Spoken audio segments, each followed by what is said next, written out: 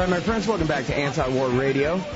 It's Chaos 92.7 FM in Austin, Texas. I'm Scott Horton. We're streaming live worldwide on the internet at chaosradioaustin.org and at antiwar.com/radio. And our first guest today is Douglas Valentine. His website is douglasvalentine.com. He's an author, investigator, consultant, and poet. He's the author of The Hotel Taliban, The Phoenix Program, The Strength of the Wolf, and the new sequel to that, The Strength of the Pack. Welcome to the show, Douglas. Thank you very much for having me on the show. Well, I'm very happy to have you here.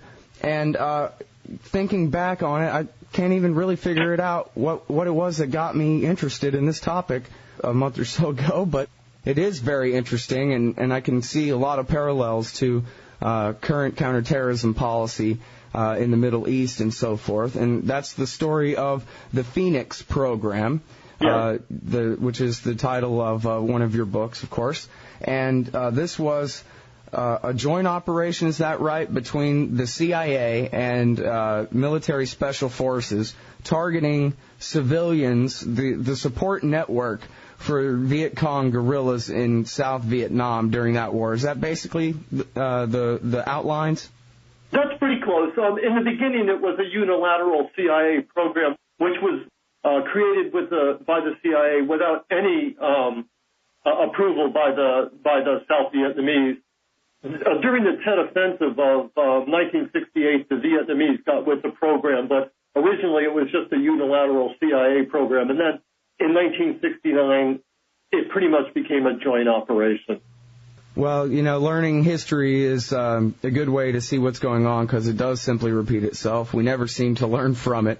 And so it seems like we can really gain a lot of context looking back at this. First of all, especially for younger people in the audience, North and South Vietnam had been divided in half when it became apparent that the communists were going to win the elections.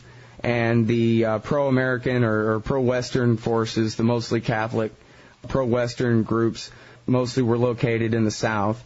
And so they divided the country in half. And then so you had the North Vietnamese communists under Ho Chi Minh, but then what we call the VC, the Viet Cong, they were the pro-communist guerrillas in the South, right? Well, the important thing to remember about the Phoenix program is that it targeted civilians, okay? The National Liberation Front was the organization, the political organization of the insurgency. And it was a government, just like the South Vietnamese had a government with President Thieu and congressmen and stuff like that.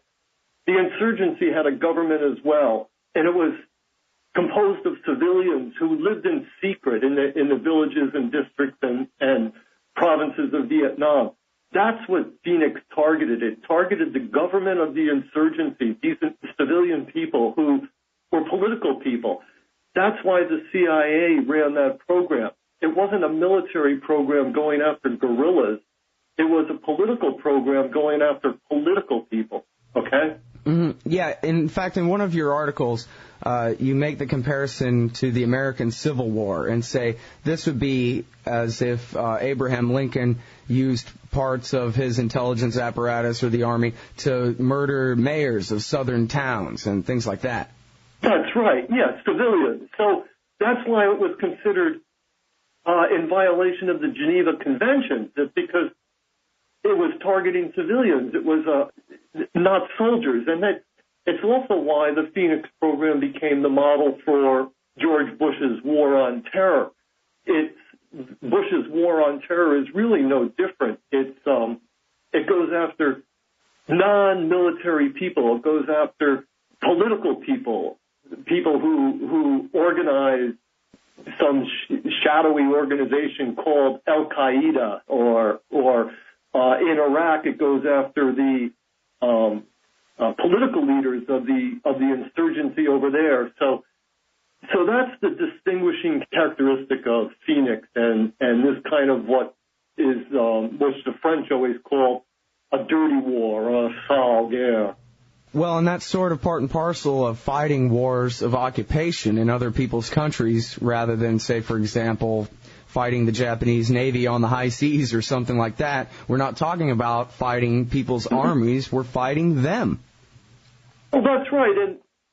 And I knew of one guy who was in the CIA who refused to become part of Phoenix because he was Jewish and his parents had lived in occupied Paris during World War II. And the guy saw the Phoenix program as the same thing that, as America doing the same thing in South Vietnam that the Germans did in Paris in World War II, which is when you're an occupying force and the people you're occupying organize against you, the first way they have to organize is politically before they can organize militarily. And so the Gestapo went after the French who were organizing administratively and politically to oppose their occupation. And again, that's what's happening in Iraq and in Afghanistan too. And you don't read anything about it in the news because CBS and Fox and CBS or whoever, they never report on the CIA or what the CIA is doing. But that's essentially what this war on terror is all about, is secret U.S. forces going out and identifying and then capturing and interrogating and when necessary, killing the political leaders in these countries, so the political leaders of the insurgencies in these countries. Mm-hmm. Well, morality aside, since morality usually doesn't count when we're talking about killing foreigners for some reason, let me just ask you about the utility of these kinds of operations. I mean, you describe in some of what I read here, operations mostly targeting people's families, terrorizing villages full of civilians. It seems like all of this would be counterproductive rather than actually help. It's supposed to scare whether they're Vietnamese or Iraqis into complete submission, but it seems like the kind of thing that would only motivate them to fight harder. Well, there's 2 points to make about that. The first is that terror is a very good organizing principle, generally speaking. You can organize a society through fear generally more easily than you can organize a society through love, which is why the McCain campaign, for example, has chosen to go 100% negative and try to scare Americans about Obama being an African, born in Africa and a Muslim and whatever they can to scare, that he hangs out with domestic terrorists, because if you fear something, you are more likely to become compliant.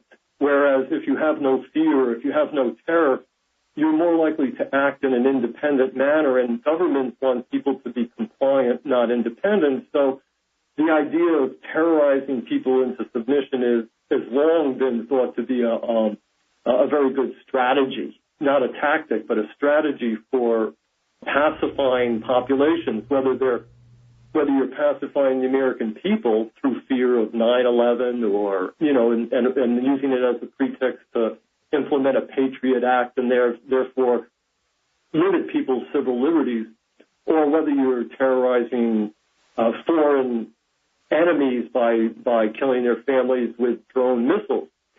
The other thing is that all these programs, the Phoenix program in Vietnam or what's going on in Iraq right now, all rely on informants.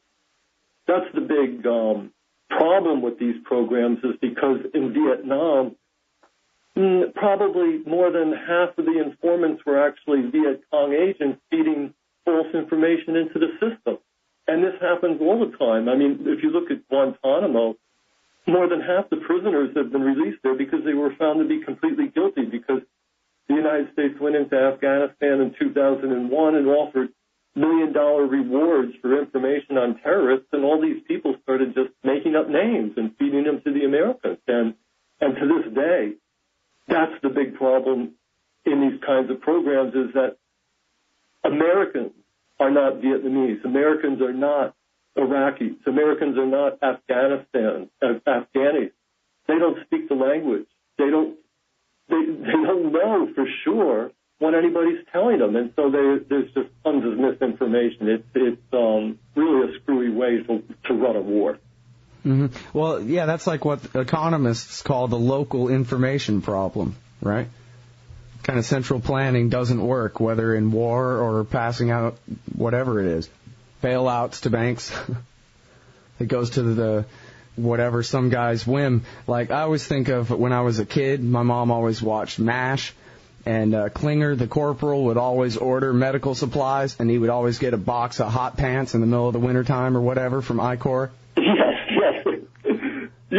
Yeah. So, in theory it's one thing, but in reality it's another thing, and that's an important distinction to make, because people talk a lot about policy, and they can say, our policy is not to hurt anybody who's innocent.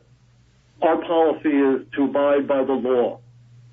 Our policy is only to use torture when we're sure that somebody's really on hot information. But all those policy statements are contradicted by what's called the operational reality, the reality on the ground, the Klinger reality of the right hand doesn't know what the left hand's doing. You order, a box of medicine and you get a pair of pants. In reality, nobody ever really knows in a combat situation, in a war in Iraq or Afghanistan, what's going on. It's always the best guess. So your listeners should be really, really skeptical about anybody who tells them this is our policy without actually understanding what the realities are on the ground. Mm-hmm. Now, I wish I knew the details of this before I go making wild assertions, but I've heard this before, that when Jack Kennedy authorized the coup against Diem, and this was a major turning point in the war, that basically what had happened was there were, I guess, two very prominent families in South Vietnam that were competing for power.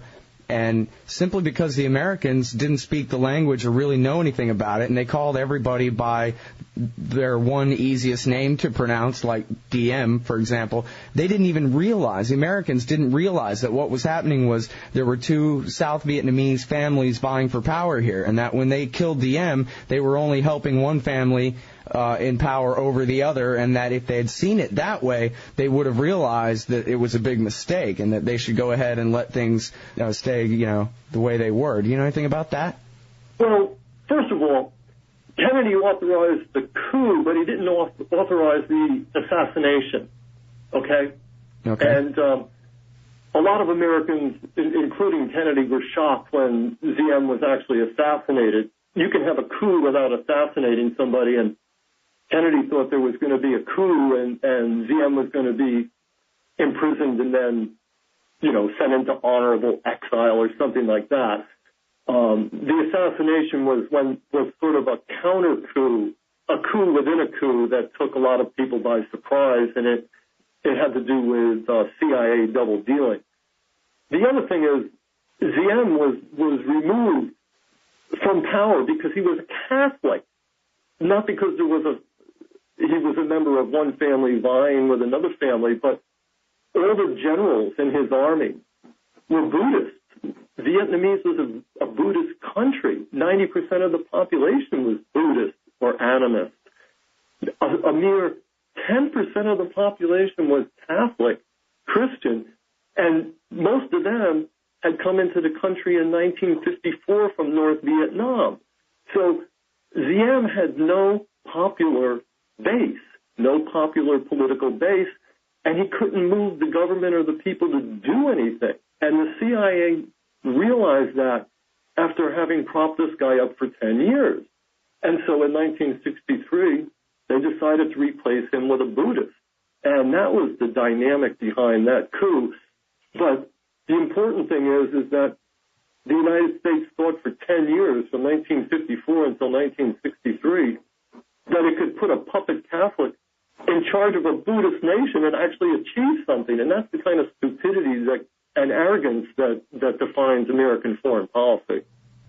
Well, I guess, why don't you tell us how this thing worked? what was it that the CIA was, and to the degree that it included special forces, what was it that they were actually doing in this Phoenix program? Well, basically they did two things. Through their network of informants, they identified the leaders of the civilian government, which was a clandestine organization. You could think of it as, and this is not analogous, but it's just a way of thinking of it, like going after the mafia, okay?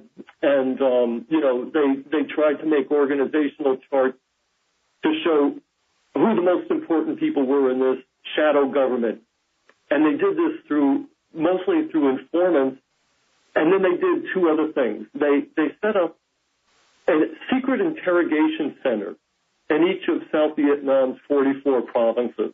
They had one in Saigon, and they had them at the region level too. These were CIA interrogation centers. They were secret facilities, and they were staffed by CIA officers and members of the special branch of the South Vietnamese police. And they would bring in people that they suspected of being members of the shadow government, and they would torture them until these people ratted out their colleagues or became double agents or died. And then the other part of the program, the other major part of the program, were mercenary teams of, I'm going to call them hunter-killer teams or counter-terror teams. Sometimes they were just U.S. Navy SEALs. Sometimes they were South Vietnamese mercenaries or Chinese mercenaries or Cambodian mercenaries. And these were the teams. Sometimes they were also paramilitary policemen who were working for secret branches of the South Vietnamese government. And these counter-terror teams would go out and they would kidnap the suspects, kill their families, torture them out in the field. So on the one hand, you had these counter-terror teams going out and doing the dirty work and bringing people into the interrogation centers where they were worked over. Again, that's basically the template for the war on terror, too. Mm-hmm. Well, and what about framing the Viet Cong for brutal acts that they committed, I guess leaving evidence behind to make it look like the VC had done what they had actually done? Yeah, that was that's called black propaganda. And they would actually have teams dress up like Viet Cong and go out and commit atrocities and then blame it on the Viet Cong. And they would bring in American reporters and they would film the scene and they would say, this is the kind of terror that the VC does, and it's good for propaganda purposes, but it's called black propaganda because it's actually a staged event. And this is something else that your listeners should be aware of. The CIA is responsible for probably a good portion of all the suicide bombings, or so-called suicide bombings that go on. The CIA is in the business of blowing up buildings and assassinating people and making them look like the enemy did it. So anytime you hear a report that so-and-so, that Al-Qaeda parked their car in front of, somebody's house and blew it up, you really have to be skeptical about these kind of reports because, in truth, you never know who's doing it, and a lot of the times it's actually the CIA that's doing it. Now, you're talking about in Iraq and Afghanistan, or including Bali? All over the world, anywhere, even in Georgia, or those two little tiny provinces that broke away from Georgia, where the Soviets were recently mixing it up. Mm-hmm. The Russians, were recently accused of invading Georgia. Just a few weeks ago, a car bomb blew up, killing a Russian general. Nobody blamed the CIA, but in my opinion, it was a standard CIA operation. Well, it's pretty clear that that things like that have happened in the past. Of course, the bombings in the bombing of the barracks in Beirut in 1983 was retaliation. I'm sorry? That's a very good example. Yeah, it was the CIA had done a couple of truck bombings first, and then the barracks got blown up in retaliation for that. But you wouldn't say that the CIA was the one that blew up their own barracks, though, kind of thing. I wouldn't put anything past them. First of all, one of the things that the CIA is notorious for is something called false flag operations. And that's when they recruit people, even suicide bombers, to go do like really outrageous things. And they do it by adopting the recruitment methods of, let's say, Al-Qaeda. In other words, the CIA will have agents working for it, Arab Muslim agents working for it, who they pay millions of dollars, and these people go out and they form what appears to be a splinter cell of Al-Qaeda. You know, they get 5 or 6 guys, and they go out and they say to recruits, I'm working for Al-Qaeda, and we want you to go be a suicide bomber. And these people then become suicide bombers, and they work for CIA agents who are pretending to be Al-Qaeda, and they go out and they create, and they actually keep all this terrorism rolling, but you never really know who it is. I mean, this is what they do, and they do it professionally, and they do it all the time, all over the world. It's how they get the Russians to fight the Chinese, or the Iraqis to fight the Iranians. I mean, it may be hard to digest, but it's a fact, and it's what they do. Well, and throughout history, I mean, you can just look at the Japanese blew up their own train to blame it on the Chinese to justify their invasion of Manchuria. You can look at the blind eye turn to Pearl Harbor. At the beginning of World War II, German soldiers dressed up as Polish army officers, Polish troops, and invaded part of Germany. Right. So this is nothing new. It happens all the time. On the other hand, it never happens if you were to watch Fox News, you know. Well, on the other hand, though, I mean, every time something blows up, we should just safely assume that the CIA did it then? I mean, that's not really right either. No, it isn't. And, you know, I mean, you can take any of these things to an extreme. I'm just trying to, and I don't want you to think that I believe that either. I'm just saying to you that these things happen, okay? Yeah. I'm just, I had a lot of experience studying the CIA, talking to CIA officers. I know things about the CIA that other people don't know.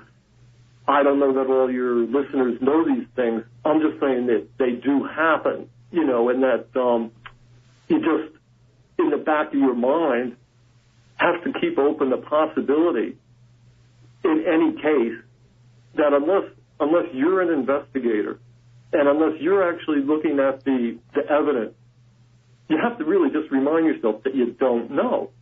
Right. Okay? Yeah, that's absolutely fair. And in fact, when we look at Iraq, and I guess I've gotten some criticism for not emphasizing this enough, but there are some bombings, at least, some pretty major bombings in Iraq that are suspicious. I guess it's widely concluded that the bombing of the Samarra Mosque at the beginning of 2006 was done by Al-Qaeda in Iraq, and which provoked a massive response by the Shiite militias, and yet we don't really know who set off that bomb. Well, yeah, you know, I mean, and that's another example, but there's British forces operating in Iraq, and a whole bunch of them. There was one unit of them that had worked in Ireland before they went to Iraq, and this is exactly what they were doing in Ireland. They were posing as IRA and going around and blowing things up and blaming it on the IRA so that the English military would have a pretext to go into certain villages and wipe them out. This is what happens. And there's American and English and all sorts of mercenary contractors from all around the world driving all over Iraq and Afghanistan, dressed up as Muslims, creating all sorts of havoc, just as a pretext so that the occupation can continue. Well, very likely. They certainly lie outright about the motivations and political ties about whichever group is doing fighting wherever they are. You know, whether they're black ops type psychological operations or not, they just simply mischaracterize every position of everybody fighting, no matter who they are. So I don't know at what point we're supposed to believe the lies stop at this point, really. Well, what's the question, really? Oh, I don't know. I was just agreeing with you, really. It was just, Well, we were just, before I brought you on, we were talking about the CNN story where they're saying, well, any Shiite fighter in Iraq is working for Iran, that kind of thing, even though we all know that really it's the government of Iraq that works for George Bush also works for Iran. It's not the people opposing us, it's the people who are our friends there. So I was just basically agreeing with you that, even short of, actual false flag type operations, the whole bit about continuing the occupations in the Middle East are all based on lies from beginning to end, top to bottom. Yeah. Well, these wars are begun based on lies. I mean, you acknowledge that, right? I mean, oh yeah, the war in Iraq was based on a lie that Saddam Hussein had weapons of mass destruction. I mean, the war in Vietnam was based on the Gulf of Tonkin incident, which turned out to be a fabrication, a provocation. It led to the bombing of North Vietnam, Rolling Thunder. So, the United States is looking to expand the empire. And in order to do that, it has to start waging wars overseas. But most countries are smart enough not to want to get into a war with the United States. So you have to create a war. I mean, Saddam Hussein didn't want to go to war with the United States. Afghanistan didn't want to go to war with the United States. Vietnam didn't want to go to war with the United States. I mean, these people, they don't want to. The United States has a bigger military than all the other militaries in the world combined. Why would anybody want to start a war with us? So it just doesn't make sense.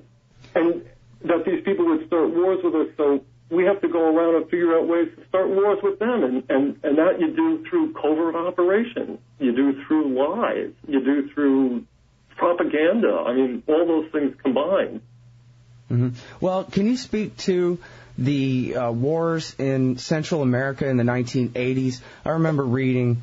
yeah, sure. I read a book back, Out of Control, by one of the Coburn brothers' wives, I think, wrote it. And a big part of that was that the very same men who are running the drugs, running the guns, murdering the civilians in Central America during the Reagan years were the very same men who'd come home from doing the exact same things in Vietnam. That's right. I actually followed, some of the same people. The guys who were running these assassination teams I was telling you about in the Phoenix program or the interrogation centers in Vietnam. After 1975, when the United States was forced out of Vietnam, these guys didn't have a whole lot to do, and a lot of them ended up in Central America, where they started working with really repressive regimes. And again, one of the things that really defined these repressive regimes in Central America was that they represented the oligarchy, a very small percentage of the population of the people.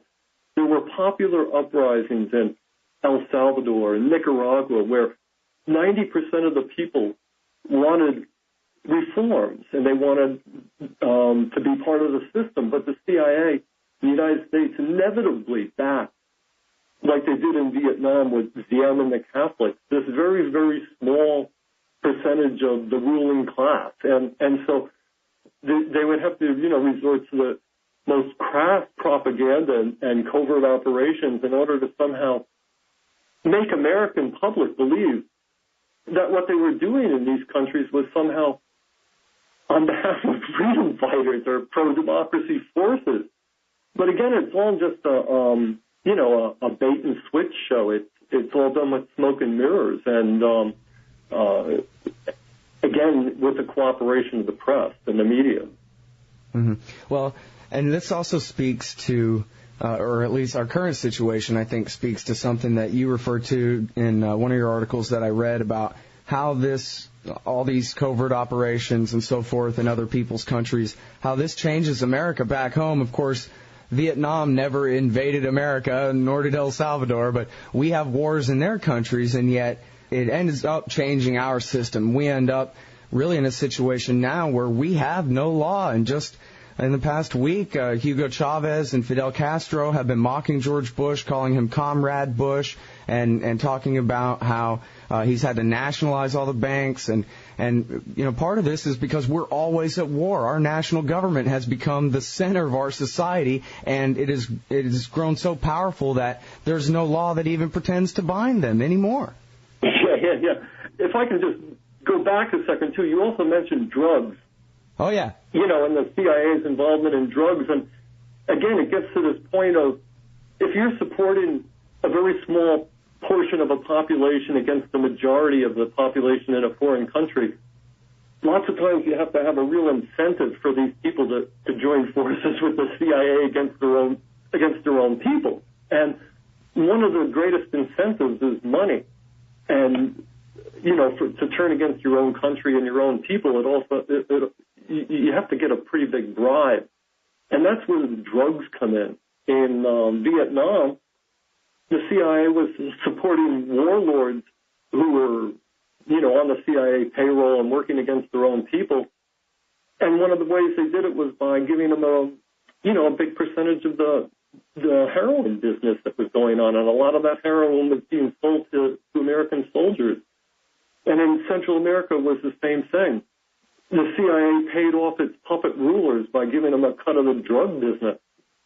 And all those drugs would end up in Florida or California or in New York City or Los Angeles being sold to American citizens. And it just goes to show you the CIA is not a democratic organization that somehow has the interests of the average American at heart. They're not out there fighting the world for Joe Sixpack or Sarah Palin. They're fighting it for Wall Street and a small percentage of the American people, the rich people.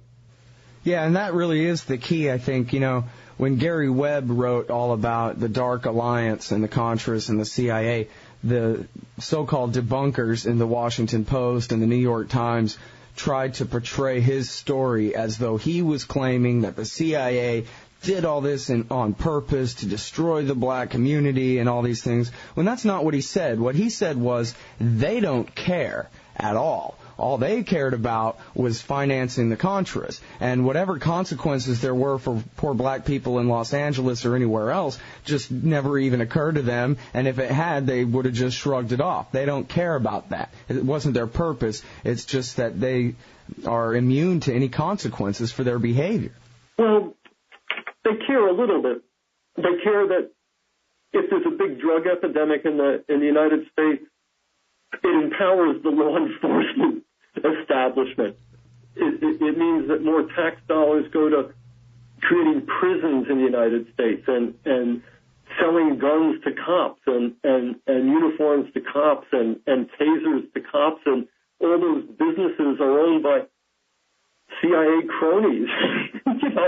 So the bringing drugs into the United States actually serves the purposes of imperialists, and it just gives a pretext to law enforcement and right-wing forces here in the United States to clamp down harder on civil rights.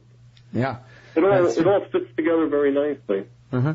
As our country becomes just like the communists we work so hard to confront. Exactly. In fact, that's really the way I look at it. I mean, I don't see us, the average American, as any different than that National Liberation Front. To me, it's all class warfare internationally. Well, and the Americans are the Viet Cong? Or they're the government in Saigon? Let's just say the Viet Cong were a lot more aware and politically astute than the average American. And they didn't ride around in SUVs with cell phones stuck to their ears. They didn't have a living standard that was, and health care that sort of anesthetized them politically. They were really astute politically.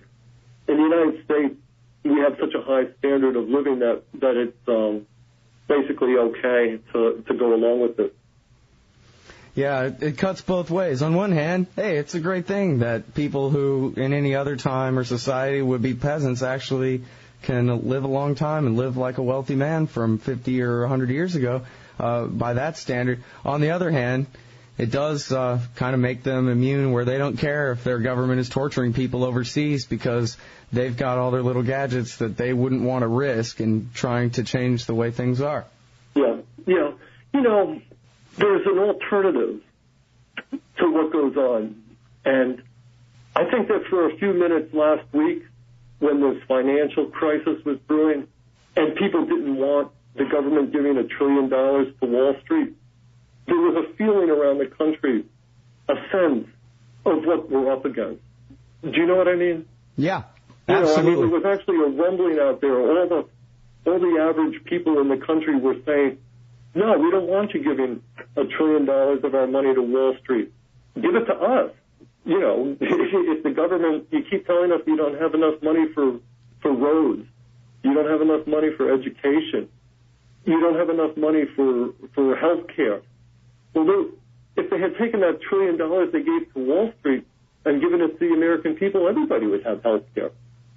So there was something going on there last week where people had an inkling for a moment about what a big scam is being run on them. Right. Well, and it also showed because people were so activated or, you know, enthusiastic about trying to do something, and the Congress was just flooded with calls and letters and everything, and they beat it for a week. But then after a week, it all fell apart. Yeah, well, Congress doesn't answer to the people. You know, that's another myth. Congress answers to its lobbyists who work for the corporation. And that truth has certainly been laid bare. I think that was one thing about having the panic in the market happen this close to the election and that kind of thing, and happen so severely so quickly that there wasn't really time to build up the psychological operations program for it. It was obvious immediately. This was simply a bailout. This was a transfer program from us to them, and we're against it. And that idea got out so quickly, and I think the feeling is still there. Maybe people have been convinced that it was, you know, necessary or whatever they call it, but I was discouraged by it as much as I was encouraged by it because I saw people stand up against it, but then it all fell apart, and the masses don't seem to have the ability to stay focused and organize and be our own group of lobbyists more powerful than them, you know? Yeah, well, that's the predicament that we're in.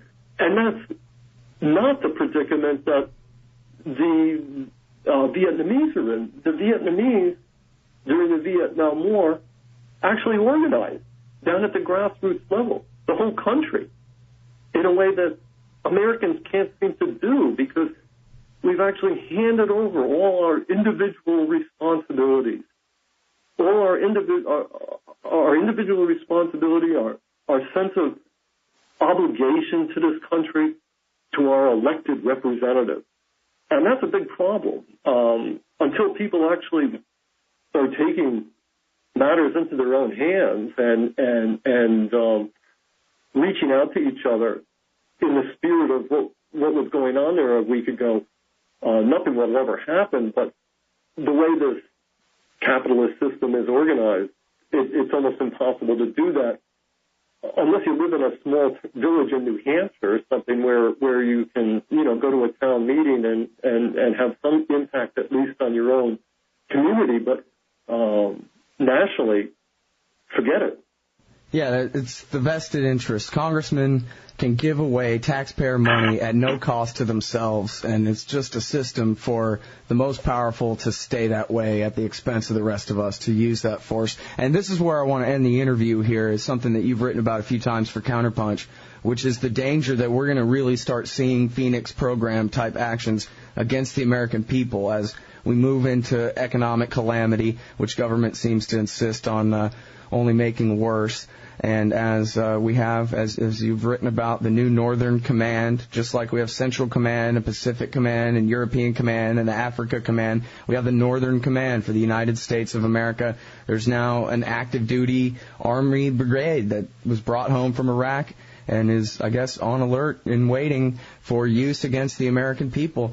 Yes, and all this, happened as a result of 9/11 and the Patriot Act and all sorts of secret military directives that Bush has issued, in which Congress has signed off on and approved. And A lot of it has happened secretly, and so in a sense it is the government waging covert operations against the American people.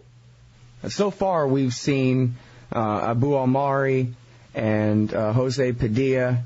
And I think that's it as far as U.S. persons, they call it in the law, U.S. persons turned over to the CIA to be tortured. But that's a precedent set already. The pieces are being put in place incrementally, and it's not going to happen in a day. It won't happen in a year. But every one of these pieces of legislation that gets put in place is just another brick in the wall. All right, everybody, that's Douglas Valentine.